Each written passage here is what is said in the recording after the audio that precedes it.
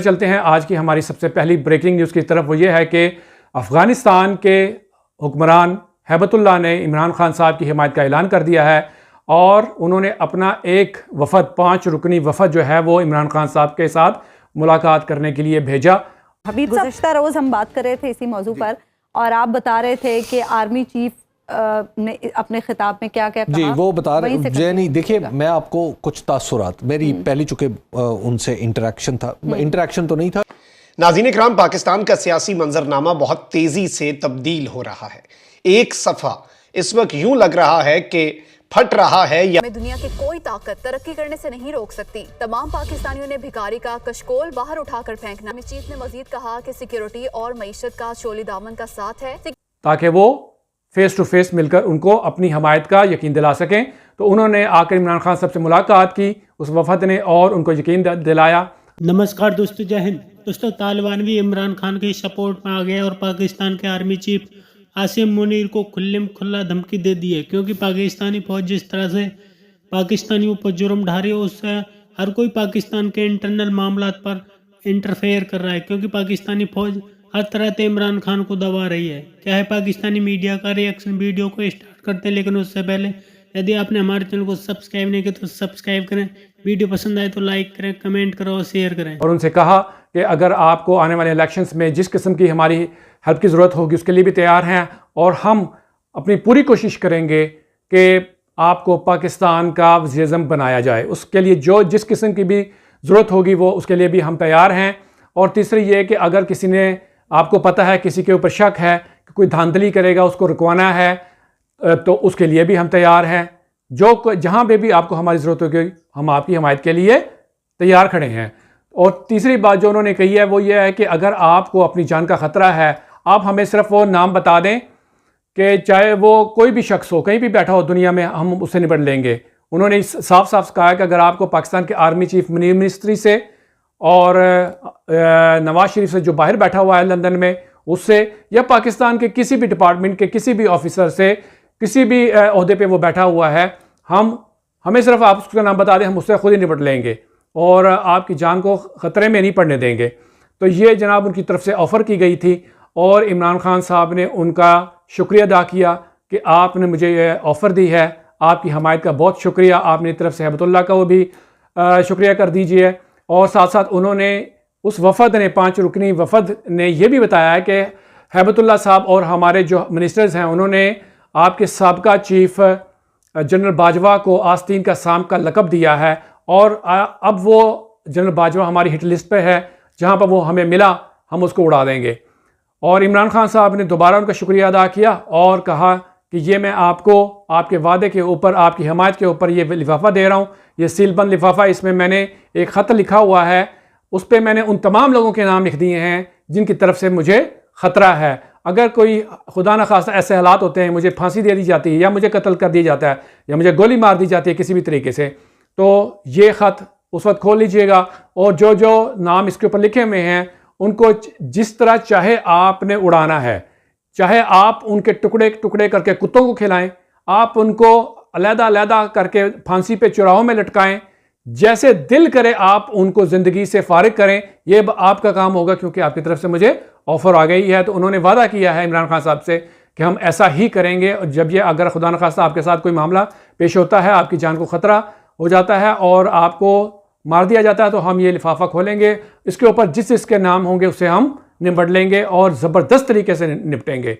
और ये इमरान साहब जब वज़ीर-ए-आज़म थे पाकिस्तान के 3 साढ़े 3 साल, उस दौरान में इमरान खान साहब ने अफ़गान मुहाजिरीन, जो कि ये अफ़गान वॉर के दरमियान में, यानी दौरान में वो इधर आए थे हिजरत करके, 28 लाख मुहाजिरीन थे पाकिस्तान में रहते हुए, उनके लिए इमरान खान साहब ने as a super hero leader of Pakistan उनकी रिहाइश का बंदोबस्त किया, उनको नौकरियां दी थी और बहुत से ऐसे अच्छे काम किए उन मुहाजिरीन के लिए कि वो आज भी याद रखते हैं। और ये बात हैबतुल्लाह तक पहुंचाई गई थी। अब आप खुद ही समझ लें जो हम बात नहीं करना चाहते। आगे चलते नाजरीन के, ये हुआ क्या था कि ये ऑफ़र इमरान खान साहब को क्यों और कैसे दिलवाई गई, इसके पीछे कुछ पस मंज़र है, वो हम आपसे डिस्कस कर देते हैं। आपको यहाँ ध्यान भी करवा देते हैं कि जब ये इमरान खान साहब से पहले जनरल बाजवा था, और अब ये मौजूदा हुकूमत है, इंपोर्टेड हुकूमत, और आर्मी चीफ आसिम मुनीर और DG ISI, इन्होंने पिछले 1-1.5 साल में बहुत ज़्यादा अफ़गानिस्तान को नुकसान पहुंचाया है। क्योंकि ये उन लोगों को जो कि वहाँ से इधर आते हुए जो मुहाजिरीन थे, उनको, क्योंकि वो बेचारे अभी उनके पास कोई डॉक्यूमेंट्स नहीं थे, उनका कोई रिकॉर्ड नहीं था, तो इन्होंने क्या किया कि बाजवा ने भी और करंट चीफ ने भी और इंपोर्टेड हुकूमत ने भी, इन्होंने बहुत सारे मुहाजिरीन जो अफ़गान मुहाजिरीन हैं उनके ख़िलाफ़, जिनका कोई जिस केस का कोई यानी कि कातिल का पता नहीं चलता था, अफ़गान मुहाजिरीन का नाम डालकर उनके ख़िलाफ़ मुकदमा यानी कि केस करके उसके कत्ल के केसों में इनका नाम डाल दिया और जेलों में डाल दिया इनको। मतलब मैं तो सिर्फ सुनने वालों में था, सामाईन में मुझे सादत हासिल थी कि मैं बैठा हुआ था। तो खैर, एक तो ये है कि जनरल आसिम मुनीर बिल्कुल भी इस हवाले से कोई माजरत खाना रवैया अख्तियार नहीं करते कि फ़ौज अपने रवायती दायरा कार से निकल के एग्रीकल्चर में आ रही है या माइनिंग में आ रही है या IT के शोबों में आ रही है। और उनका ख्याल ये है कि उन्होंने जो वाजे भी किया, उन्होंने कहा कि चीन की तरक्की में फ़ौज ने 60s में और 70s में किरदार अदा किया। ख़ुद पाकिस्तान की उन्होंने मिसाल दी कि पाकिस्तान के अंदर जो मौजूदा एग्रीकल्चर रेवोल्यूशन, जिसकी वजह से हम खुराक के अंदर खुद किफ़ालत की तरफ चले, उसकी वजह भी बुनियादी तौर पे उसमें भी फ़ौज ने अपना किरदार अदा किया, डैम्स में और बहुत सारे कामों में। और फिर उन्होंने इंडोनेशिया की मिसाल भी दी कि वहाँ की इकॉनमी को कैसे ऑर्गेनाइज करने की वहाँ की फ़ौज ने कोशिश की। तो उन्होंने कहा कि उनका जो मतलब ये था कि अगर पाकिस्तान की फ़ौज भी ये काम कर रही है तो दरअसल ये सिक्योरिटी से एक लिंक्ड सिचुएशन है जिसके अंदर हम काम करने के लिए और अपने पूरा, उन्होंने कहा कि हम तैयार हैं, क्योंकि फूड सिक्योरिटी जुड़ी हुई है हमारी सिक्योरिटी। उन्होंने कहा कि जिस मुल्क में फूड सिक्योरिटी ना हो उसकी बाकी हर सिक्योरिटी इररेलेवेंट हो जाती है। देखिए, दूसरा जो उनके बारे में मेरा तासुर बना, एक उनकी नजरियाती जहत है। ये नजरियाती जहत हमारी फ़ौज की हमेशा से रही है, लेकिन पिछले कुछ अरसे से मैं देख रहा था जनरल परवेज़ मुशर्रफ से ऑनवर्ड कि वो नजरियाती जहत बहुत ज़्यादा स्ट्रॉन्ग नहीं होती थी। अच्छा। लेकिन जनरल आसिम मुनीर की शख्सियत में वो नजरियाती जहत बहुत ज़्यादा है, यानी नजरियाती तौर पर वो इतने पुख्ता हैं कि उन्होंने कल जो अपनी तकरीर का महवर जो बनाए रखा, वो 3 चीज़ों को बनाए रखा। कुरान को, और कुरान ज़ाहिर है उन्होंने जिस तरह मुझे सादत हासिल है कि मैंने भी असातिज़ा के सामने ज़ानुए तलम्मुज़ तय करके पढ़ा है, तो उन्होंने मुझसे भी अच्छे असातिज़ा के से ये कुरान पढ़ा है, तो लिहाजा उनके मखारिज और तजवीद बहुत उम्दा है।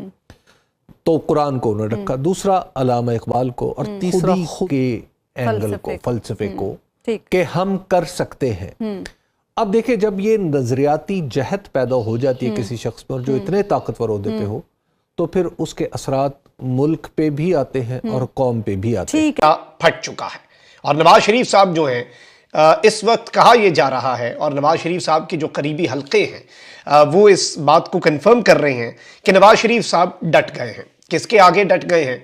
उन्हीं के आगे डटेंगे जिनके आगे डटा जा सकता है। और ये मामला क्या है, ये माजरा क्या है? इसहाक डार वाले मामले के अंदर किस तरह से ट्रस्ट डेफिसिट बहुत ज़्यादा बढ़ चुका है, असल कहानी क्या है, खबर कहाँ से लीक हुई और खबर लीक करवाने का मकसद क्या था, इस हवाले से भी बड़ी इंपॉर्टेंट डेवलपमेंट्स हैं। जबकि ताकतवरों के लिए भी अब ये फैसला कुन मरहला है, और नवाज शरीफ साहब को क्यों लग रहा है कि अभी भी ताकतवर हल्के जो हैं उनके साथ गेम कर रहे हैं। इसके साथ ही साथ कल रात एक इंतहाई अहम मुलाकात हुई है इमरान खान साहब की बनीगाला में, और इमरान खान साहब ने कुछ बहुत बड़े ऐलानात किए हैं, और कुछ ऐसे ऐलानात हैं जो इमरान खान साहब को पाकिस्तान की सियासत से माइनस करने का मंसूबा था, वो मंसूबा खाक में मिला है। और इमरान खान साहब ने ये वाजे कर दिया है, ये बात क्लियर कर दी है, और सबको एक सरप्राइज दिया है, कुछ इंकशाफात भी किए हैं। और जो इंपॉर्टेंट चीज़ है, जो बॉटम लाइन है, वो ये है कि इमरान खान साहब ने ये कहा है कि एस्टैब्लिशमेंट परेशान है और यू टर्न लेने के लिए हौसला चाहिए। एस्टैब्लिशमेंट को समझ नहीं आ रही कि हम वापस कैसे जाएं, और निगरान हुकूमत आने के बाद हालात बदल जाएंगे। दिस इज़ व्हाट खान साहब सेड लास्ट नाइट।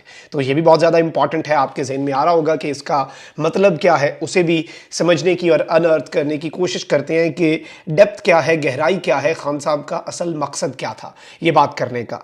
और खान साहब ने जो दीगर ऐलानात किए हैं, किस तरह से अगर ताकतवर हल्के ये समझते हैं कि पीटीआई को वो माइनस कर देंगे। इमरान खान साहब ने एक ऐसा एक पत्ता, जैसे कहते हैं ना कि 100 सुनार की एक लोहार की, पीटीआई को ख़त्म करने के लिए कितना कुछ प्लान किया गया, कितना कुछ एग्जीक्यूट किया गया, still the process continues. But Imran Khan साहब ने एक ऐसा मूव खेला, और ये पहले भी खान साहब इसके हवाले से इशारे दे चुके हैं, लेकिन कल रात को खान साहब ने जो ऐलान किया एक बड़ी इंपॉर्टेंट मीटिंग के अंदर, वो भी मेरे लिए बहुत ज़्यादा अहम है।